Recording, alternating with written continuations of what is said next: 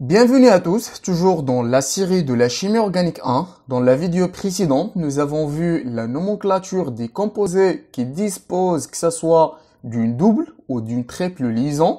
Dans cette vidéo, nous verrons la nomenclature des composés qui disposent à la fois d'au moins une double et une triple liaison.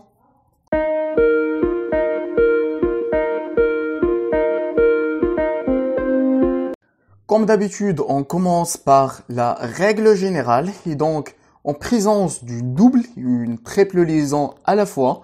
Donc généralement, la nomenclature elle est formée du nom de l'hydrocarbure saturé correspondant, donc qui indique le nombre de carbone. Après l'indice, donc la position de la double liaison, donc in. Donc là, on élimine le E. Après tiret la position donc de la triple liaison après un yin, donc qui indique la terminaison de la triple liaison, de la présence d'une triple liaison. Comme dans les vidéos précédentes, nous présentons ici 4 exemples afin de traiter les différentes règles de nomenclature des hydrocarbures avec des liaisons multiples. Et donc là, comme d'habitude, donc la première chose à faire, c'est de déterminer la chaîne principale. Et donc, la première règle dit que la chaîne principale doit contenir le maximum de double liaison et triple liaison. Et donc, bien sûr, dans ce composé-là, la chaîne principale, c'est cette chaîne pour la simple raison qu'il dispose d'une double et une triple liaison. De même, dans ce composé-là, donc la chaîne principale, c'est cette chaîne-là. Donc, nous avons une triple et une double liaison. Donc, dans ce composé-là, nous avons 2 cas possibles et non pas 3. Pourquoi? Parce que là, nous avons cette chaîne et cette chaîne-là, il est équivalent à cette chaîne-là. C'est la même chose, nous avons le même radical. Que ça soit je prends cette chaîne ou je prends cette chaîne, c'est la même chose. Et donc nous avons cette chaîne et la deuxième chaîne possible, c'est cette chaîne-là. Et donc là, nous avons, si je prends cette chaîne, nous avons une double liaison et une double liaison, donc 2 doubles liaisons. Et donc si je prends cette chaîne-là, nous avons une double liaison. Et donc, cette règle n'est plus valide.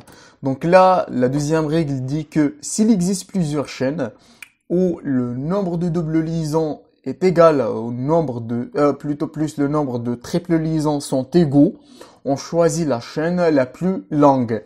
Et donc là, il faut calculer dans les 2 chaînes le nombre de carbone. Donc là, nous avons 1, 2, 3, 4, 5, 6, 7, 8. Donc, nous avons 8 carbones dans cette chaîne.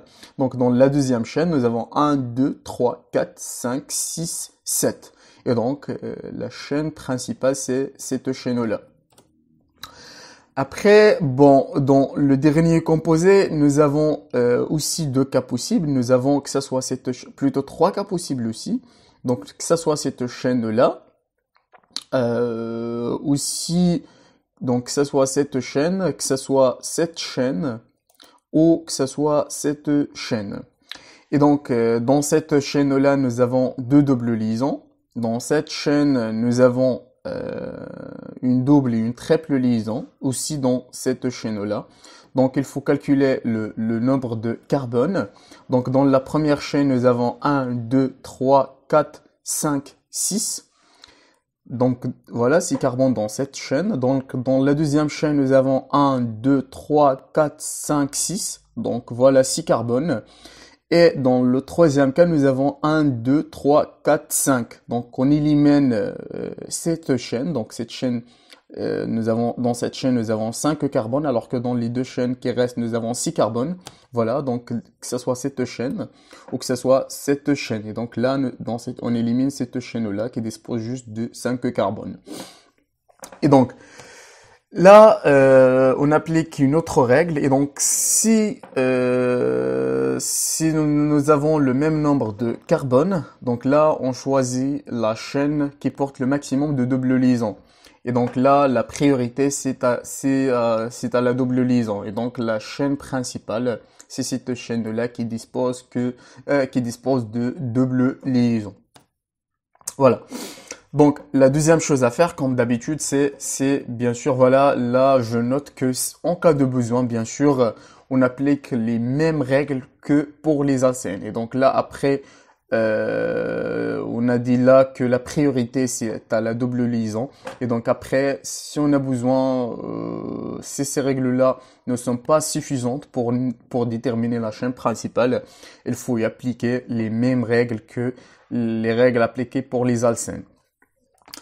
Après, bon, la deuxième chose, c'est de numéroter la chaîne. Et donc, la première règle dans la de numérotation, c'est que les doubles liaisons et les triples liaisons doivent prendre les indices les plus bas.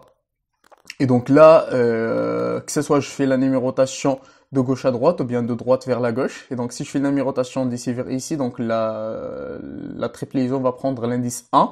2, 3, donc la double liaison va prendre l'indice 3. Donc 1, 3. Si je fais la numérotation d'ici vers ici, bien sûr, la double liaison va prendre l'indice 2 et la triple liaison va prendre l'indice 4. Et bien sûr, donc la vraie numérotation, c'est celle-ci. Donc c'est de droite vers la gauche. Après, bon, ce cas-là, donc nous avons presque la même chose. Donc là, c'est pas la même chose vraiment, parce que là, nous avons deux cas possibles, que ce soit je fais la numérotation de droite vers la gauche, ou bien de gauche vers la droite. Donc là, nous avons une triple liaison. Si je fais la numérotation d'ici vers ici, donc la triple liaison va prendre l'indice 1. Si je fais, et donc là, la double liaison va prendre l'indice 5. Si je fais la numérotation d'ici vers ici, donc la double liaison va prendre l'indice 1. Et la triple liaison va prendre l'indice 5, donc plutôt l'indice 4.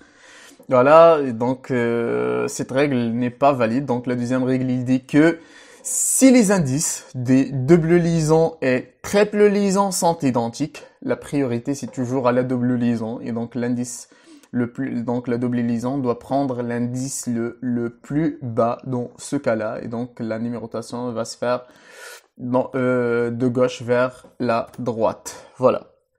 Donc, dans ce composé-là, donc là, nous avons la chaîne principale et donc, comme nous avons vu, donc les doubles liaisons et les triples liaisons doivent prendre les indices les plus bas. Et donc là, bien sûr, il faut faire la numérotation de gauche vers la droite pour que la triple liaison va prendre l'indice 1. Et donc là, si je fais par exemple la numérotation ici, c'est déjà la double liaison va prendre l'indice 2. Et donc, la vraie numérotation, c'est celle-ci. De même, donc pour le troisième composé, donc là, nous avons deux doubles liaisons. Donc, les doubles liaisons doivent avoir les indices les plus bas. Et donc, bien sûr, la numérotation, donc cette liaison, plutôt cette double liaison doit être en position 1. Et donc voilà, c'est la vraie numérotation. Et donc bien sûr, comme d'habitude, comme nous avons vu dans la détermination de la chaîne principale, toujours en cas de besoin, donc nous avons dit ici que la priorité c'est à la double liaison. Et donc après toujours on applique les mêmes règles que pour les alcènes, donc pour les composés donc, qui disposent d'une double liaison. Et vous pouvez bien consulter ça dans la vidéo précédente. Donc la dernière chose à faire bien sûr c'est de nommer les différentes composés. Et donc comme dans tous les cas, donc on commence par les indices et les noms des substituants. Et donc là, nous avons un substituant en position 3. Donc nous avons méthane, éthane, propane, butane. Donc nous avons 3. Butyl, donc voilà. Le 3, donc la position du substituant. Le but indiquant, c'est le nom de 4 carbones. Il indiquant qu'il s'agit d'un substituant. Et donc ici, c'est la même chose. Donc nous avons un 3 butyl. Là, nous avons un substituant en position 5 qui dispose d'une double liaison. Donc, comme nous avons vu dans la vidéo précédente, donc là, le carbone lié à la chaîne principale doit prendre obligatoirement l'indice 1. Et donc là, nous avons 1, 2, 3. Donc, si dans la nomenclature, 6, 5. Donc, on ouvre la parenthèse. Donc, méthane est un prop. Donc, 5 prop. Donc la double liaison en position 1, donc 5 prop 1 inyl. Voilà. Après, dans ce composé, donc, nous avons un substituant en position 3 qui dispose d'une triple liaison. Et donc là, nous avons un 3, comme d'habitude, on ouvre la parenthèse, donc méthane, éthane, donc c'est un et, donc 3, et, 1, yinyl. Voilà. Donc yinyl indiquant, yinyl c'est la triple liaison. Il indique qu'il s'agit d'un substituant.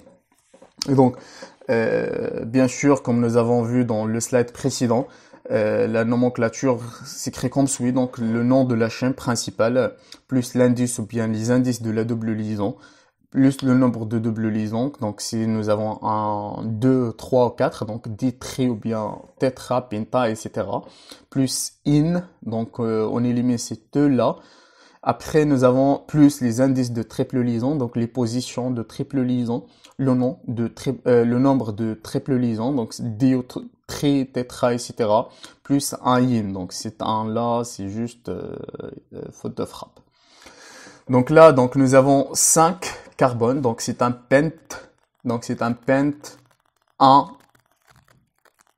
donc c'est un pent, donc pent 3 in.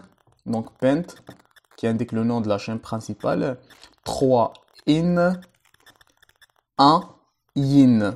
Voilà. Donc c'est un pent, 3 in, 1 yin. Aussi là, nous avons 5 carbones, donc c'est un pent. Donc on commence par la double liaison, donc 3 pent, 1 in, avec E, 4 yin. Voilà. Après, dans ce composé, nous avons 8 carbones, donc c'est un oct. Donc oct, donc 6 in avec E, 1 yin. Donc voilà, oct, 6 in, 1 yin. Donc aussi là, nous avons 6 carbones, donc c'est un ex, 1, 4 diin. Voilà. Donc c'est un X14 diin. Voilà, la chaîne principale ne dispose pas de triple liaison. Et donc là, je vous donne un composé. Et donc il faut chercher le nom systématique de ce composé-là en appliquant les mêmes règles. Donc vous pouvez bien arrêter la vidéo et d'essayer de répondre à cette question-là.